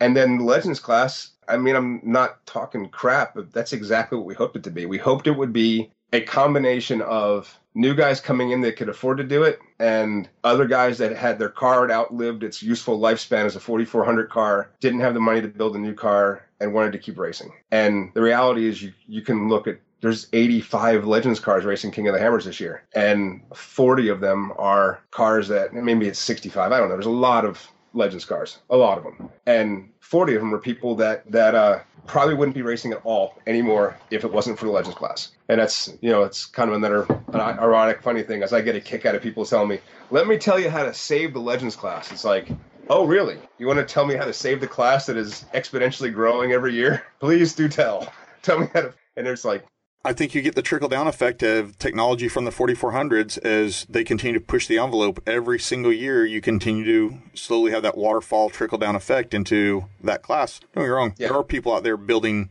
dedicated new 4800 cars and pushing the rule envelope, but there's still a place for the 4400. We were able to be we were able to build a set of rules that's kind of stood the test of time a little bit. The really big change has been, I mean, you think about it, I remember before we even did the EMC stuff, we had already done UTVs. And watching the UTVs and what that's gone from, and the same thing we talked about 4400 guys and everybody else and the way they've stepped up their game, the UTV class is insane. The amount of talent racing and the level of performance of the vehicles from when we started racing UTVs to now is, I mean, the stuff that people are making now, it's crazy. And then the level of talent of people deciding that that's the path that I'm going to race. I mean, Phil Burton could be winning 4,400 races. Phil Burton is a professional UTV racer, and that is really cool.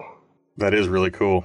It's just a kid that wants to stick around here till he gets someplace else. UTV is the end. It's the top of the line. It's the top of the pyramid for many guys. All good, very valid things to discuss when I ask you the question about classes. But for a second, let's talk about your team. You added Ryan Thomas this year. He's taken over your role as president of ULTRA4 Racing.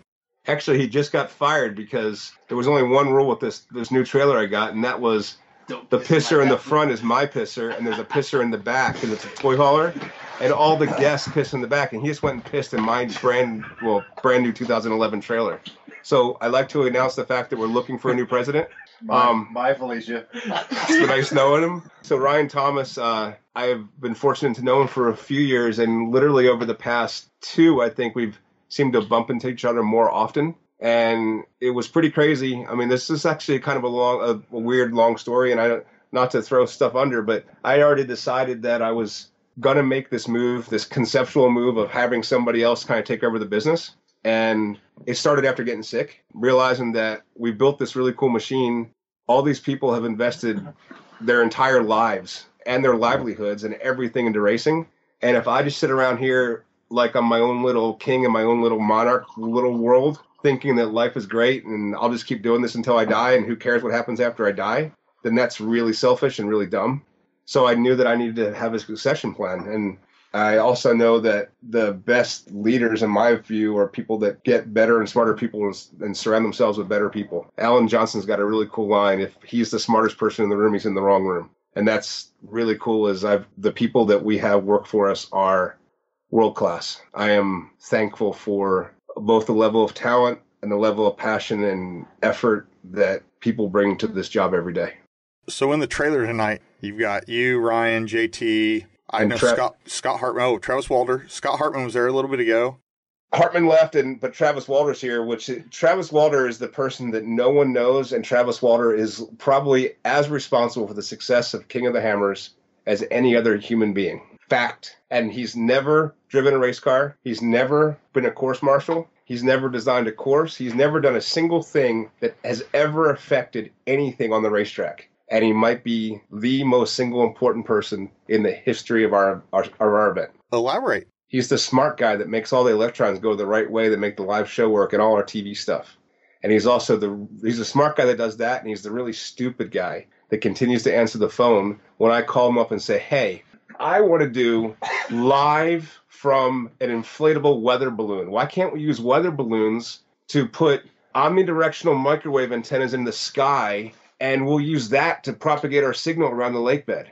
That won't work because you're an idiot. But if we do this, that might work. Give me a second. I'll call you back. And he's kind of like Wayne with mechanical stuff. Travis is the Wayne of electrons. You know how Wayne, well, you'd be like, Wayne, I want to do a shock, and I want to mount it sideways attached to the sidewall of my tire. Yeah, I can do that. And if I tell Travis that I want to do live in-car and I want to base it off the lights on the short course, yeah, I think we can do that. But we can't have this part. But if I buy a 3D printer, I can make the part, and I'll make it work. Literally, he's done that. The batteries that we use to run the track lights are just tool batteries, like they're like a Makita battery. I think it's actually a DeWalt battery. It's a Makita, but you couldn't buy the female end of to receive the power from the battery. You couldn't buy that to just be a place to have power come out of it. So he bought a 3D printer and he made the female end to get power out of batteries, and it's a dual thing, so he can hot swap batteries. And he's a badass dude, and he keeps accepting stupid challenges. So he's my kind of badass dude. Talking about the track lighting. Travis, why have we not seen this product out there for sale? I think there's a lot of people that could use that as just a base product that they could wire into other items. Because I don't let Travis talk to people. If anybody else found out that Travis could do cool stuff, Travis would do less cool stuff for me. Us. Point made, point taken. So we put him in a room, we lock him in a cage, we make him do cool stuff, and occasionally we let him see the light of day. I love it. He's the captain of propeller heads. Oh, I love JT's words. Hey, JT, I actually used the word fobbit in a sentence this week, and the guy I was talking to fell out of his chair. Like, literally fell out of his chair. It was outstanding. Travis is not a fobbit. No, don't get me wrong. Travis will go out there and hike to the top of the mountains to put the microwave dishes up. The fobbit, the king of the fobbits, is Camo. Well, where I was going with that was JT's words. JT has names for everybody. You know, the propeller heads, Travis propeller head, fobbits. Yep. We're propagating JT's words across the globe. It's actually a sad day for mankind. Yeah. So KOH 2020, we're on the precipice. Yeah. Any problems, any issues, any cruxes, anything you want to share with the drivers, the field, this audience? When's this air again? This airs the Monday before Hammers Week starts. The Monday before Hammer Week starts. So not this coming Monday. The 27th. That's correct. So if I were to tell you the entire course right now, then people would get like a 4-day jump on that. That is correct. Oh. Nope. They would hear it while they were driving out to the Hammers, and that's it. So if you were no idea, go from the East Coast. No. I like the idea of that. No. They can't get it from the BLM anymore. That loophole has been closed. Shut up. Wyatt's thinking ratings right now and downloads. Guacamole and Bender Alley, Lost Canyon, They don't know where Lost Canyon and the is. Fork. Those are 4 new trails. And then I can edit in where JT told me they are. Well, JT doesn't know where they're at either. JT prides himself on being like the guy out there doing it. You realize that JT goes out around the corner just far enough that we can't see him, and then calls people that actually know where they're going, and then he comes back with the answer. I call Mark Matthews. I'm like, help me, please. JT's way of mapping a course is to drive this cell phone bush and call Mark Matthews. That's JT's version of mapping a course. That's the reason why mile 1 through 73 is 60 feet from the start line. There's a big stack of markers right there. He doesn't know where to go. It makes it faster. Plus, he can't count to 73, even if it's sitting there right in front of him. But I love him. Everybody should have a friend like that. I have no idea how I'm going to edit out all this giggling and laughter. It's why would you hilarious. edit it out? It's real. Because these guys driving down the highway, they're going to listen and be like, oh man, I don't even know what they're laughing. They're just laughing. It sounds like they're laughing at dead air at this point. But in fact, you guys should be laughing at JT right now. Like that's the default laugh at JT. I mean, JT had dropped it a little bit. You had dropped it a little bit on the live show the other night. But yeah, there's 4 new trails. Guacamole being number 1. They all need some traffic on them though, right? We're gonna try to get a bunch of traffic on them. Hammers Week, try to get some of those rocks knocked down. No, come on.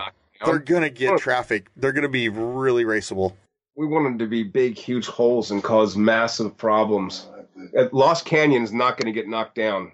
Lost Canyon's going to mess people up. Lost Canyon's never been driven up, ever, by anyone in the history of anyone rock crawling. No one's ever driven up that trail, and you're going to go down it, and they're going to be thankful when they get to the bottom. And we've never done Bender Alley, and they're going to be thankful when they get out of Bender Alley. They're going to be thankful they get to Wrecking Ball. When you look forward to getting to Wrecking Ball, you know you're in a tough trail. Literally stuck between a rock and a hard place. Yep. I do like the plans. JT had dropped a bunch of those plans on me. I wish I knew where they were. I don't visualize the Hammers map the same way you guys do.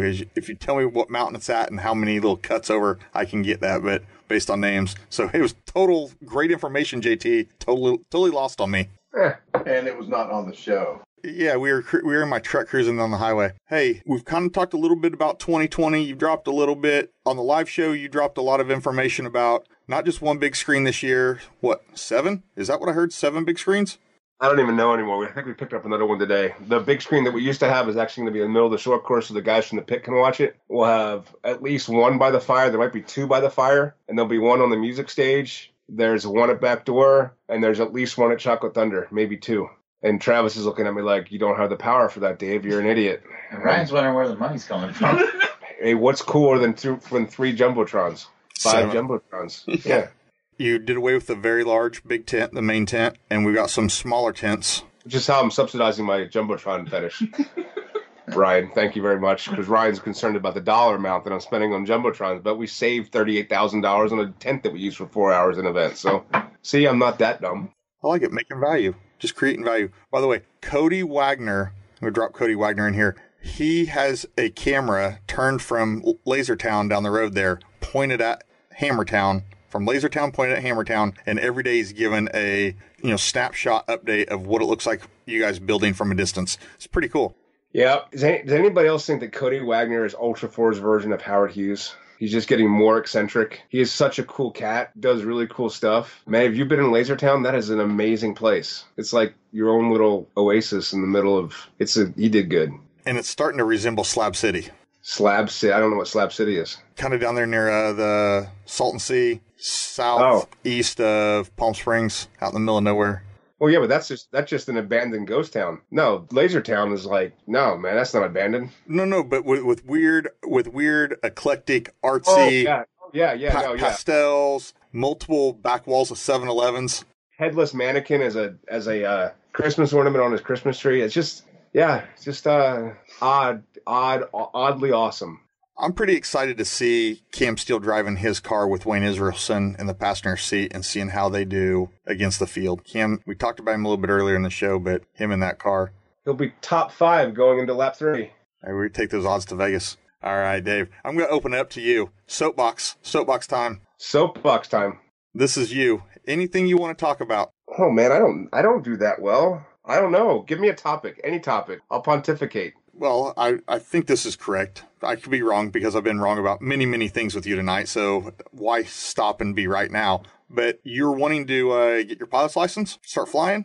Oh, that's just a dumb dream. I don't have the money to have a plane. I don't have the talent to fly. I mean, I can barely drive a car. And at least when I crash, I just fall over. If I crash a plane, you're just dead. And worse, you might hurt somebody else. And that's no fun. I would like the freedom of that. I would like to learn how to do it. Or I'd probably be the guy that would go get a pilot's license and go through all the effort to get it and have all the experiences of getting it and probably never, ever fly my own plane because I just, A, don't have a plane, and B, would probably screw it up. Check the boxes. But JT figures out he's going to kill me. He's going to let me fly his own plane, and then I'll die doing that. But that's how every race motor dies, is flying their own plane. So this is my certain fate. Yeah, I don't know. Do it. I like freedom and stuff like that. I'll probably end up just finding a place within sight of the ocean in Mexico and disappear, and no one will see me again. Right next to me. Right next to JT. JT will see me because he'll be my neighbor. In Baja? We're actually life partners. Something that I probably should go ahead and put out there now. That JT and I have had this secret relationship. It's completely platonic and asexual, but, man, it's really sweet. I have no words. Drop the mic. I'm glad you guys finally, I've been holding this secret for you guys for so many years, and now it's out. Yep, there you go. No, man, I don't. I think the thing is, I don't know. Hold on, Dave. I don't mean to interrupt. Can you hear that in the background? No. I think that's hearts breaking across the country that they just found out JT's into dudes. Just women's hearts breaking all over. Hey, Pemberton, I know where you live. I will come end you. You asked me a couple things, like things I learned in your questionnaire. Yeah. Free parts are the most expensive ones. Absolutely. Most expensive parts you'll ever get are the ones that are free. Don't ever rep someone don't ever represent someone, or don't ever take a sponsorship for a part that you wouldn't pay with your own money, because it's really hard to fake genuine authenticity of actually caring about that product. And if you break it, you'll end up being pissed off and think that you should have won the race because you would have had a different product. Go with the parts that you would have bought with your own money. If that part maker is willing to have you support them, then yay you. Having a conversation with Lauren Healy about that. Lauren actually did exactly that. He took the free parts, built the car out of them, didn't believe in them, and he had a disastrous season. I think it was like his 2012 or 2013 season, and it was a disaster. Nothing worked together. Nothing worked, and he ended up going and buying the right stuff and putting the right stuff into a car and came back, and that car was the Red Dragon that he replaced it with. And what happened, we all know the Dragon won everything that first year it was out. So if anyone wants, proof in the pudding or, proof of the statements you just made, we can point at Lauren Healy's laid it out. Here's the test beta right here. You can look at it. And then don't forget that we all started doing this for fun. Every one of us, no matter what it was, whether it's Travis doing what he's doing with Electron stuff, or JT or I racing, and Ryan's a racer, and Ryan's won a bunch of Baja races. We all started doing this for fun, and none of us are getting rich at all, not even close. In fact, well, those old adage, the best way to make $1 million racing is to start with $10 million. If you can keep in perspective that you're doing this for fun, then it's okay to lose some money doing it, because whether you're doing this, or you're gambling in Vegas, or you're taking really expensive vacations, or whatever you choose to do with your money, this is just a way to do it and have incredible life experiences that you'll remember till long after you can't do them anymore. And your name's in the Off-Road Hall of Fame. Yeah. In the case of Shannon Campbell, yeah. I mean, he's our Hall of Famer. He's the guy. Do you not think that your name will be on that list? No, nor should it be. It shouldn't be. That's not realistic. It's not anywhere what reason. It's not motivation for me. I've been fortunate to be on the board of directors for the Hall of Fame, and I'm happy that exists, but that's not why I did any of this stuff. And oh, Dave, that wasn't my point at all. My point was, I believe anyone that should be in the Off-Road Hall of Fame, or any Hall of Fame for any sport or whatever that is, or genre that there's a Hall of Fame for, it's for people that have unmeasurable impact on that genre. And we can chart. Did you just call me fat? Yeah. Unmeasurable. That's what I said. Mark my word. Unmeasurable impact. Yes. This wasn't a belly flop contest. No tsunami. You can delete that. Delete it out. That is your delete moment. Everything else you keep, that goes away. That you have made an impact on off-road motorsports. Desert cars were doing their thing. Desert cars were being evolved. They've evolved over 50 years. We were running air shocks on cars 12 years ago in rock sports, leaving the start line of your race on air shocks. Now look where we're at. Now we're seeing the trickle back, and JT and I've talked about with many people, the trickle back from ULTRA4 back to the trophy trucks. They're all-wheel drive, four-wheel drive, that technology going backwards. That technology wasn't going to happen on its own without us sitting there proving it out in ULTRA4. And I think you are a part to that. You can be humble and want to sidestep that, but you've created the vehicle by which a massive glut of innovation has happened. Well, cool. Yeah. I don't know, man. That's the exact reaction I expect from you. But hey, that's just my words, my opinion, but I know that's a lot of people have the same opinion. I know.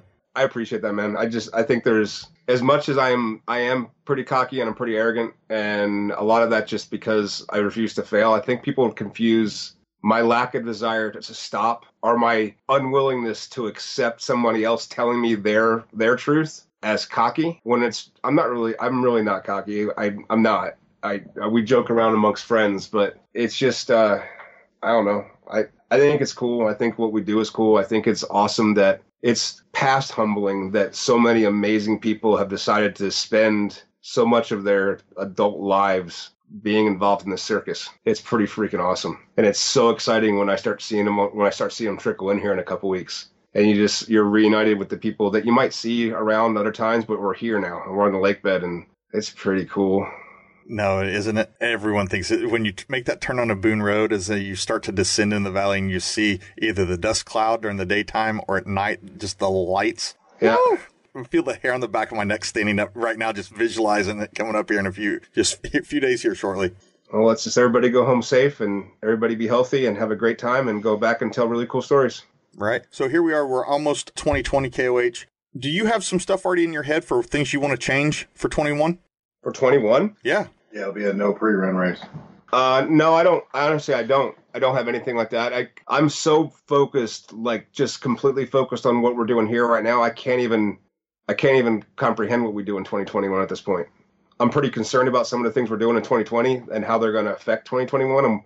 I'm worried about music. The reason why I won't talk about who the bands are is because I don't want to change the dynamic that's here. You want the band to play for your people, not an influx of non-community. I mean, I want our community to expand, but I want it to expand with people that still care about the land and still care about what we're doing. My biggest nightmare is getting people that don't know or care about the fight we've had to keep this land open and the impact of just dropping your beer can on the ground, that kind of stuff. I don't want that to happen.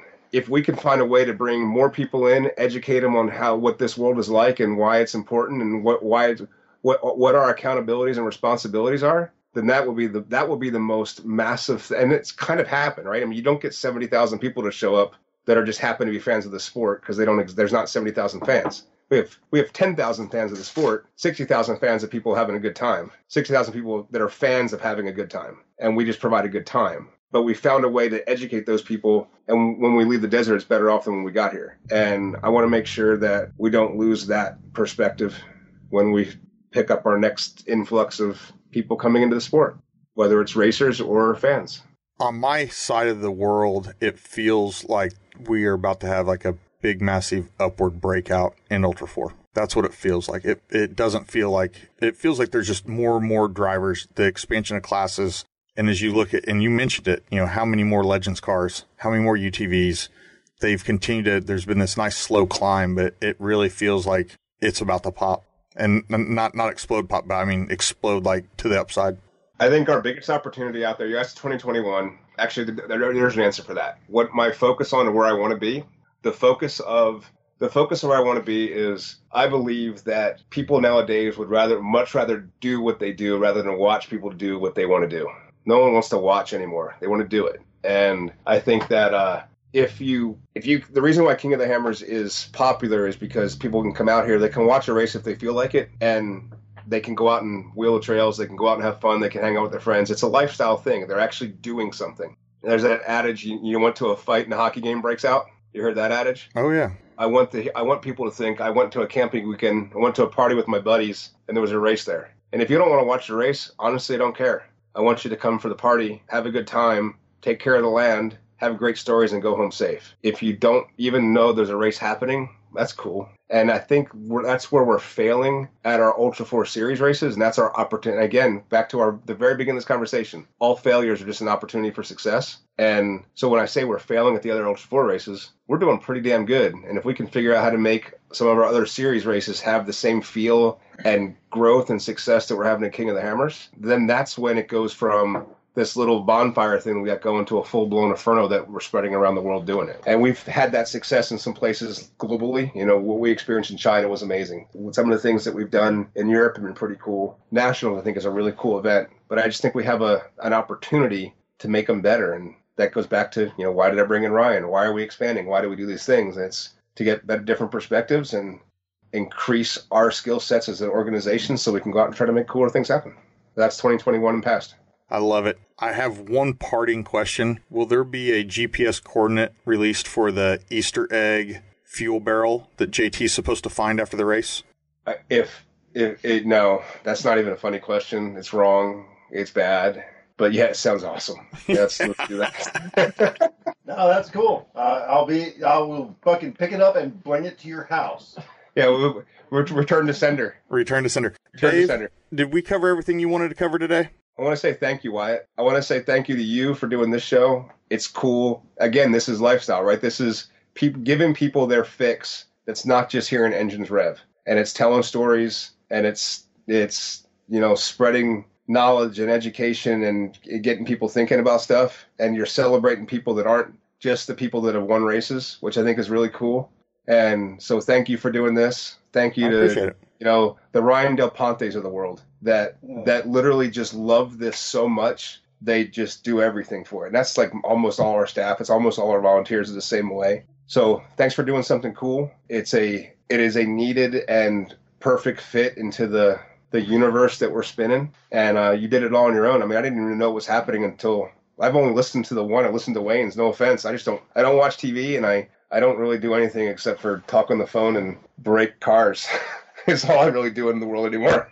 Well, I think based along those lines, I picked it up to challenge myself, and it has taken off. It's taken its own trajectory, and I'm glad I'm along for the ride. Thank you for supporting it. I knew you, once it became successful, yes, I had to have you on. I could not have you on. Can't have this thing doesn't happen without you and everything that you've done to create this series. And that said, you created an opportunity for me through a couple of our discussions. The Talent Tank is going to be at the Hammers. Mm-hmm. On the feed, there will be Talent Tank content. I will be out there cranking out some interviews, and they will be airing all week long. So tune in to ULTRA4/live. It's going to be fun. Yeah, man. Look forward to seeing you out here, brother. Thanks for doing this. I can't wait to see you. I'm pumped. Everyone else, safe drives. Get to the Hammer safe. Find us in Hammertown. Say hi. Dave will remember your name from 3 years ago. I promise you he will. No, that's why everybody's Bubba, dude. So there's two people in this world. There's Bubba, because I recognize you and I'm pretty sure you don't want to punch me in the face. And there's Hey Dude, and that's the guy I actually learned it from Lance Clifford. The guy that walks up to me is like, Dave! And I literally couldn't place that guy for the rest of my life. Hey dude. Bubba, if I call you Bubba, I recognize you. I know we've shared some kind of warm past. Everything's okay. If I just go and walk away, I'm pretty sure you probably want to punch me. So that's why everybody's Bubba. I can't remember names. I'm horrible at it. The behind the scenes information right there that you're going to get out of Dave Cole. So when you interact with him this week, Dave, thank you for coming on. Thank your crowd of court jesters there that you got in the trailer with you for being entertaining this evening as well, giving some color to our dialogue. Thank you for coming on. I'll see you in just a few short days. Everybody, thanks for tuning in. We'll see you at the Hammers. Love you, man. Cheers. We're out. Don't go anywhere just yet. Mythbusters, KOH edition. So we've all heard the rumors, the urban legends about booby traps being built off the start line. We've all heard rumors about who participated back in those early days of King of the Hammers. And to get to the bottom of it, I've got Cody Knoll on the phone today. Cody, how you doing? I'm great, Wyatt. How are you? Oh, man, thank you for jumping on the show and setting the record straight for us. So for our first ever The Talent Tank fact check, Cody Knoll is going to walk us down memory lane and take this urban legend and put color to it about what happened on that lake bed many, many moons ago. Yeah, so the booby trap story, it's gone around quite a bit. I think everyone gets the years wrong. I believe it was 2008. And the reason that is because that was the only year when my dad was running King of the Hammers with Dave that I actually got to spend the whole week on the lake bed. And so on the lake bed, I've met a couple friends, and me and Bailey had been friends for a little while up to this point. And I don't know what my parents were thinking or what any of us were thinking, letting a bunch of delinquent kids run around a lake bed with nothing to do. So I actually asked permission to do this from my dad. I said, Dad, this is a race. If it's going to be a real race, we gotta have a booby trap. So. And Cody, how old were you guys at this point in 2009, 2008? It was definitely 2008. I was 12. And so there was three of us. There was me, Bailey, and then Kyle Galloway. And Kyle was 13, I was 12, and Bailey was 11. Oh, the plot thickens. Yeah. So we're on a lake bed, and I asked the old man, I said, hey, can I build a booby trap? We've got to have a booby trap. And he said, yeah, sure, no problem. What are they going to do with three boys and no shovel? So we ended up actually finding a shovel, but it wasn't a real shovel. It was like one of the trench shovels, real small little guy. And that was the only shovel that we could find on the whole lake bed. And so I knew where the starting line was, and there was a nice ball crater that was kind of about the perfect shape. And we started digging, and I think it was the night before the race, and we were all digging this trench, and we had to get it finished. And Billy was, a little bit younger than us, so he wasn't very good at digging at the time. We ended up taking the shovel from us, and he kind of got mad at us and in the hole and didn't want to be a part of it. So I gotta take the blame off Bailey for that. He's simply just guilty by association. Well, there we go. So the truth comes out. There really was some clandestine efforts going on one year that you were a part to, Kyle Galloway was a part to, and Bailey Cole was a part to.